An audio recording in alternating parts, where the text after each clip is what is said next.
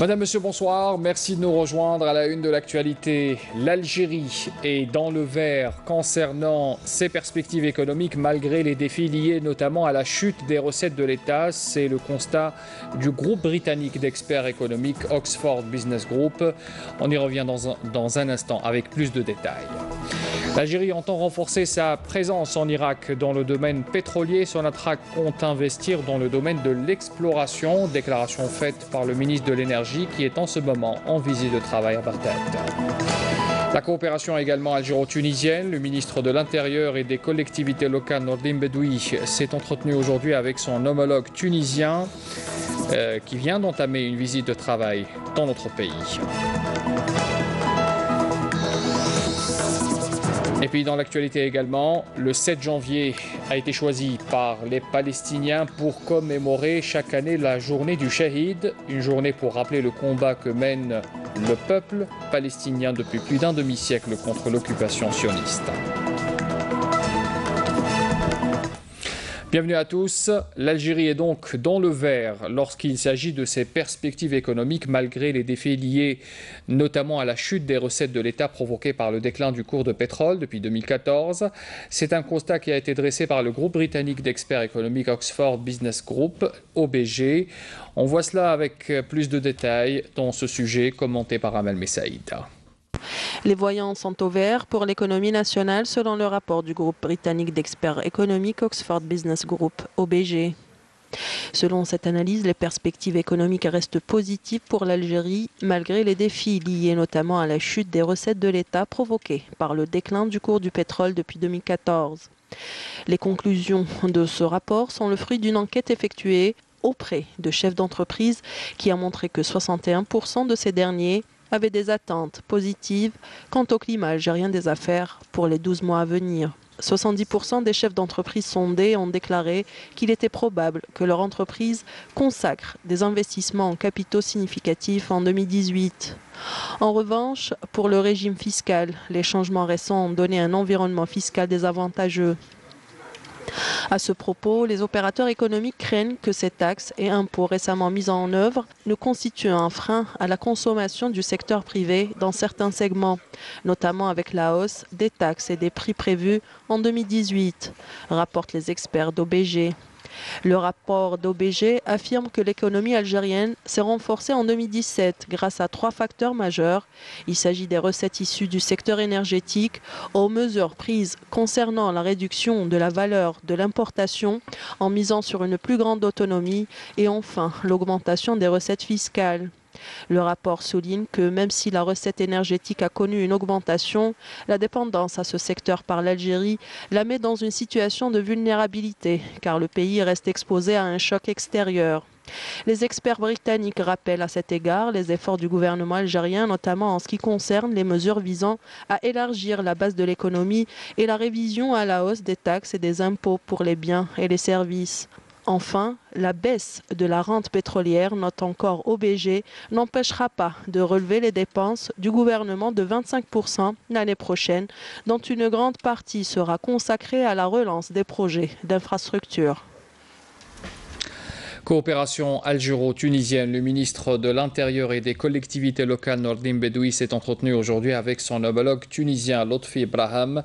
Ce dernier vient d'entamer une visite de travail dans notre pays. Les discussions entre les deux parties ont concerné les relations bilatérales et les questions de sécurisation des frontières entre l'Algérie et la Tunisie. À ce propos, je vous invite à écouter la déclaration des deux ministres de l'Intérieur. Le président de la République tunisien et le chef du gouvernement m'ont chargé de transmettre à cette occasion leurs salutations au président de la République, Abdelaziz Bouteflika, et au Premier ministre.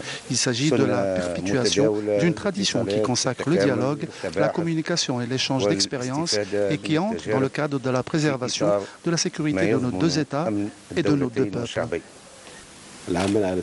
Nous œuvrons à la consécration et l'application des directives du président de la République, Abdelaziz Bouteflika, et de son homologue tunisien, Beji Caïd Sebsi, quant à la nécessité d'un échange continu pour promouvoir nos relations bilatérales. Nous sommes par ailleurs entretenus sur les relations bilatérales de nos deux secteurs respectifs et sur la nécessité d'intensifier les échanges entre les différents services de sécurité algériens et tunisiens, sachant que les relations sont excellentes. Nous devons néanmoins rester vigilants et veiller à la sécurité de nos deux pays qui constitue une priorité. Le ministre de l'Énergie, Mustafa Guitouni, est arrivé en Irak pour une visite de travail à l'invitation du ministre irakien du pétrole, Jabar Ali Al-Loubey. Les deux ministres ont eu ce matin à Bagdad un entretien durant lequel ils ont qualifié les relations bilatérales d'excellentes et historiques, notamment dans le domaine de l'énergie et des hydrocarbures. Il a été annoncé aussi que l'Algérie, à travers son Sonatrach, entend renforcer sa présence en Irak, notamment dans le domaine de l'exploration de gisements pétroliers. Pour rappel, Guitouni est accompagné lors de cette visite du PDG de Sonatrach, Abdelmoumene Oueltradour, et d'une délégation de cadres du ministère de l'Énergie et du groupe pétrolier Sonatrach. En Algérie, on part à la Rouat pour parler de cette société qui produit du carrelage aux normes internationales. C'est une usine qui est située au niveau de la nouvelle zone industrielle de la ville et qui produit plus de 740 000 m² de carrelage par an. La société prévoit même d'exporter sa production. Abdelhalim Yaïch. À la Rouat, cette entreprise s'est lancée dans la production de carrelage dans le cadre des facilitations accordées par l'État à ce type de projet productif. Grâce au dynamisme de son propriétaire, la société produit aujourd'hui des matériaux de construction aux normes européennes. Nous produisons 2000 m² par jour et annuellement, la production atteint 740 000 m². Nous allons entrer en concurrence pour aller vers l'exportation. C'est l'un des projets qui se trouve au niveau de la nouvelle zone industrielle. Il y a environ 11 projets en cours. En tant qu'administration, nous les accompagnons dans les différentes étapes de production et nous invitons l'ensemble des investisseurs à se rapprocher de nos services, le foncier industriel étant disponible.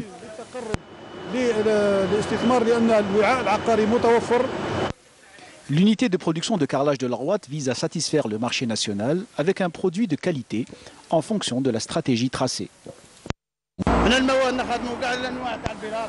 Nous produisons tout type de carrelage à partir du 25 et plus. Et nous apprenons de nouvelles méthodes de fabrication.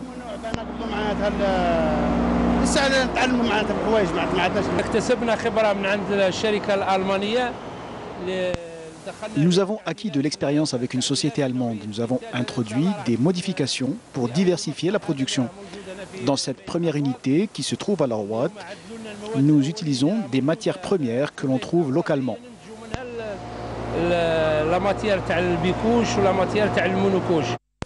Cette société de production industrielle en pleine expansion a surmonté de nombreux obstacles. Elle est aujourd'hui à la recherche de nouveaux débouchés pour investir et exporter. Le ministre de l'Agriculture, du Développement rural et de la Pêche, Abdelkader Bouazri, appelle à partir de Taraf ce dimanche à intensifier la production locale de semences et de cultures maraîchères pour booster le secteur agricole, notamment dans cette wilaya. Il avait inspecté une pépinière, notamment pépinière maraîchère de statut privé dans la commune de Zrezer. Le ministre avait affirmé aussi que la wilaya de Taraf dispose de l'ensemble des potentialités devant lui permettre d'améliorer sa production agricole. À Tindouf, par contre, des agriculteurs se plaignent de ne pouvoir exploiter leurs terres acquises depuis 2014. La cause, c'est le manque de ressources en eau. Les projets de forage et d'électricité sont gelés, ce qui pénalise naturellement toute l'activité agricole dans la région de Oued Mhir. On voit cela en détail avec Sofiane Assoussa. Depuis 2014, Mohamed Ali et Aouqba sont privés d'exploitation de leurs terres agricoles acquises dans le cadre de contrats d'excellence dans la région de Mhir, en raison de l'absence de forage dans cette région aride. On est 24 agriculteurs à exploiter cette terre agricole. On demande aux autorités locales la levée du gel sur les forages et le raccordement au réseau électrique. Mais c'est surtout le problème d'approvisionnement en eau qui nous bloque. Les gens sont conscients de l'importance du secteur névralgique de l'agriculture. Nous devons travailler la terre. Après que des instructions aient été données afin de bloquer les différents projets, les projets qui y étaient inscrits ont été bloqués. Mais malgré cela, le wali de Tindouf, à travers la Caisse de solidarité des collectivités locales, a lancé le projet d'électrification des zones rurales où cette région est concernée. Le problème du gel de projets de forage a également touché les agriculteurs actifs, malgré les bons résultats enregistrés en qualité et en quantité de production. On produit plusieurs variétés dans ces serres, la tomate, la courgette, le concombre et le poivron. On a réussi à planter tous ces produits et nous enregistrons des résultats satisfaisants. Le problème que nous rencontrons actuellement est le problème d'approvisionnement en eau. Si l'État continue à soutenir les jeunes et les gens qui ont investi dans ce secteur, nous pouvons réaliser des productions records. On est un groupe de jeunes décidés à travailler. Nous souhaitons que les autorités lèvent le gel sur les projets agricoles afin de travailler cette région de Oued Mhir. Les jeunes investisseurs de la région attendent avec impatience la levée du gel sur les projets agricoles. Ils souhaitent ainsi pouvoir approvisionner cette région frontalière qui connaît une forte demande ces dernières années. Elle est dotée d'une capacité naturelle exceptionnelle. El Bouaghi peut devenir un pôle stratégique dans la politique de développement agricole de l'État qui boostera l'économie nationale et qui relèvera le défi de la sécurité alimentaire. Selem Kasser. La wilaya avance à grands pas dans le secteur agricole et ses avantages dans ce domaine sont immenses. La filière de l'agroalimentaire et du secteur de l'élevage avicole et ovin font partie des priorités qui ne sont pas des moindres et l'investissement dans ces domaines est encouragé.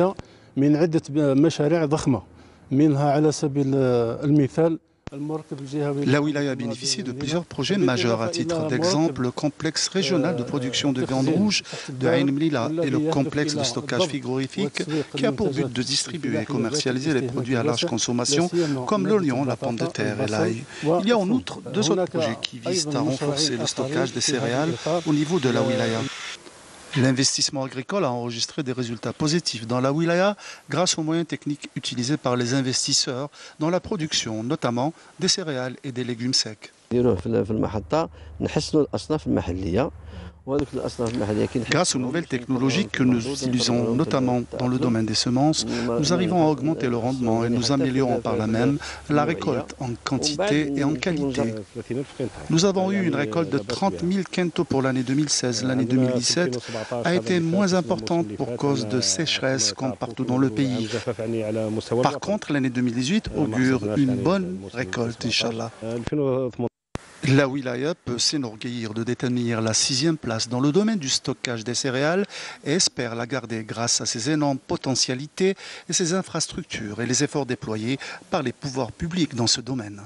La capacité de stockage est de 30 000 tonnes. Ce projet est le fruit d'un partenariat avec une entreprise chinoise, Sinodro, et l'Office national des produits céréaliers. Une wilaya aujourd'hui qui peut rivaliser avec les autres wilayas en répondant aux besoins nationaux dans le domaine agricole et s'attelle doucement mais sûrement à répondre aux nouvelles exigences économiques et atteindre de nouveaux objectifs prometteurs. Le directeur général de la Sûreté nationale, le général-major Abdelghani Hamel, président d'Afripol, participe à partir de demain à Addis Abeba à la 13e réunion de la commission technique spécialisée dans la sûreté et la sécurité. Abdelghani Hamel présentera à cette occasion un exposé sur les perspectives du renforcement de la coopération sécuritaire entre les différents appareils juridiques africains, notamment dans la lutte contre le crime sous toutes ses formes, dans le cadre du mécanisme d'Afripol. Un détachement de navires de guerre de forces navales chinoises a accosté ce dimanche au port d'Alger pour une escale de 5 jours. C'est ce qu'indique un communiqué du ministère de la Défense nationale. En marge de cette escale, le commandant du détachement naval a été reçu par le commandant de la façade maritime centre, toujours selon le communiqué du MDN. Alors, il faut ajouter qu'un programme riche en activités culturelles et sportives a été élaboré en l'honneur de la délégation militaire chinoise. Il est à signaler que le détachement de navires de guerre de forces navales chinoises est composé de 3 bâtiments. D'abord un destroyer lance-missiles, le Haikou N-171 bâtiment de commandement, la frégate lance-missiles Yueyang F-575 et le pétrolier ravitailleur Kingayu, le N-885. Cette escale qui s'inscrit dans le cadre du renforcement des relations d'amitié entre les armées des deux pays contribuera à consolider davantage la coopération militaire et l'échange d'expériences entre nos forces navales et les forces navales de l'armée populaire de libération de Chine, toujours selon le communiqué du MDN. On apprend également ce soir qu'un détachement de l'ANP a arrêté en coordination avec les services de sûreté nationale 4 narcotrafiquants et saisi 49 kg de cannabis à Oran, en 2e région militaire, tandis que des éléments de la gendarmerie nationale ont appréhendé 2 individus à Béjaïa et à Tebessa également. Ils avaient en leur possession 3 armes à feu. Et puis d'autre part, les éléments de la gendarmerie nationale et des gardes frontières ont arrêté 17 immigrants clandestins de différentes nationalités à Tlemcen, à Drar, également toujours selon un communiqué du MDN qui nous est parvenu ce soir. Il est l'heure de l'appel à la prière pour Alger et ses environs, on se retrouve après. Allahu Akbar, Allahu Akbar. أشهد أن لا إله إلا الله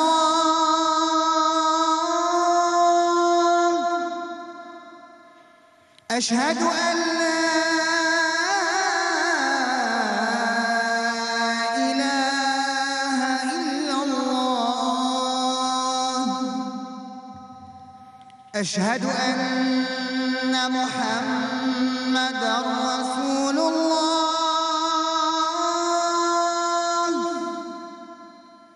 أشهد أن محمدًا رسول الله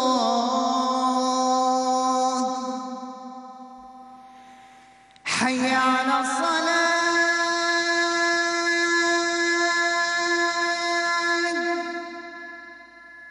حي على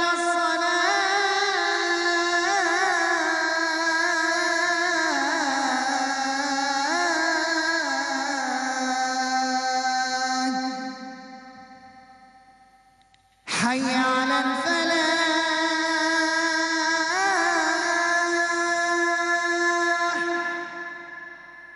حي على الفلاح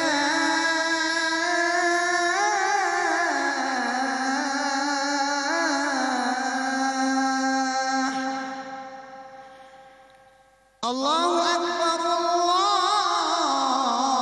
الله أكبر لا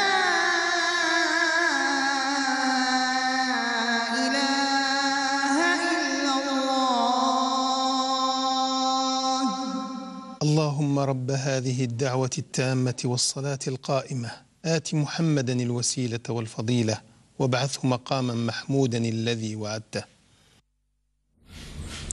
تقبل الله صلاة الجميع. Le 7 janvier a été choisi comme une date symbole par les Palestiniens pour commémorer chaque année la journée du Shahid, la journée pour rappeler le combat que mène ce peuple depuis plus d'un demi-siècle contre l'occupation sioniste. Évocation de cette date ce soir avec Naïma Chekchek.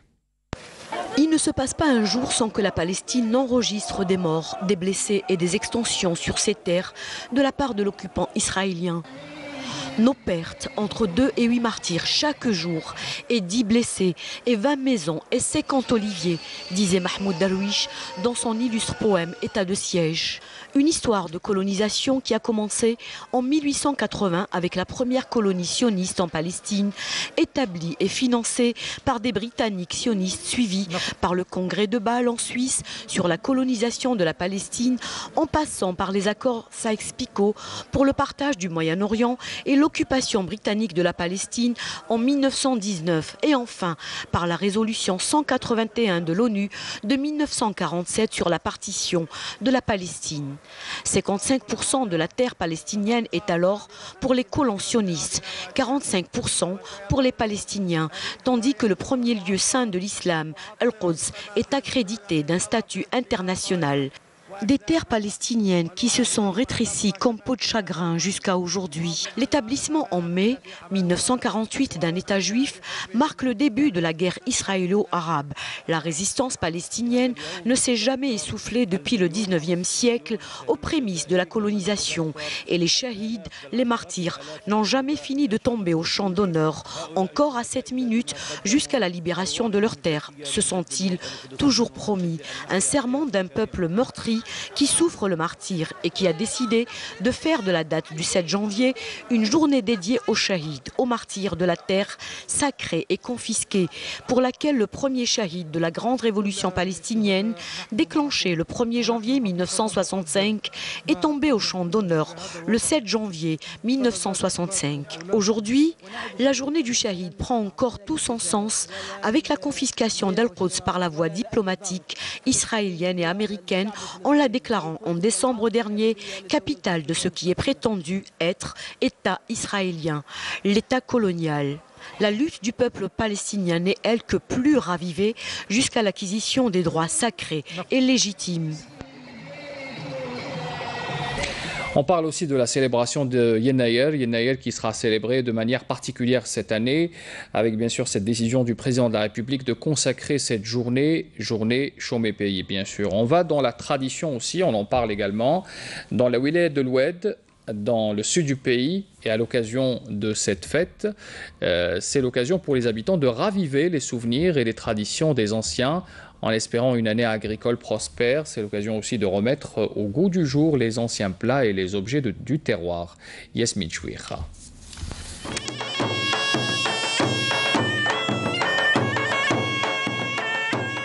À Ouedrir, dans la région de Djim'a, les habitants fêtent le nouvel an amazigh Yennayer dans l'ancienne cité Tamerna. Cette célébration comprend des activités culturelles et folkloriques populaires qui marquent le passage d'une période à une autre et que les habitants souhaitent plus prolifiques et espèrent surtout une bonne année agricole. En ce jour, les gens sont optimistes. Le 11 janvier, on prépare le plat traditionnel, cherchoura, pour que l'an qui arrive soit prospère. C'est un bon présage, car le 12 janvier commencent les travaux au champ. Cette célébration est l'occasion de raviver des traditions ancestrales, telles que la préparation de mets traditionnels particuliers au jour de Yennayer. Une fête qui se célèbre bien évidemment en famille.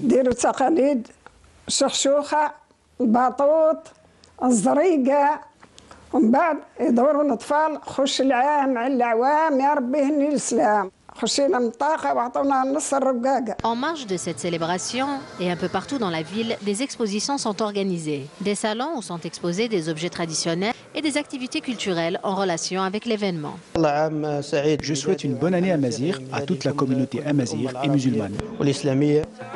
Yennayer est un jour particulier qui nous rappelle l'histoire de nos pères et ainsi nous permet de toujours rester attachés à nos racines.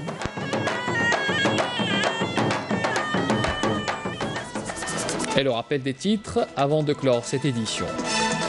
L'Algérie est dans le vert concernant ses perspectives économiques malgré les défis liés notamment à la chute des recettes de l'État. C'est le constat du groupe britannique d'experts économiques Oxford Business Group. L'Algérie entend renforcer sa présence en Irak dans le domaine pétrolier. Sonatrach compte investir dans l'exploration. Déclaration faite par le ministre de l'Énergie qui est en ce moment en visite de travail à Barthes. La coopération algéro-tunisienne, le ministre de l'Intérieur et des collectivités locales Nordin Bedoui s'est entretenu aujourd'hui avec son homologue tunisien, Lotfi Braham. Ce dernier vient d'entamer une visite de travail en Algérie. Et puis, le 7 janvier a été choisi par les Palestiniens pour commémorer chaque année la journée du Shahid, une journée pour rappeler le combat continu que mène le peuple palestinien depuis plus d'un demi-siècle contre l'occupation sioniste.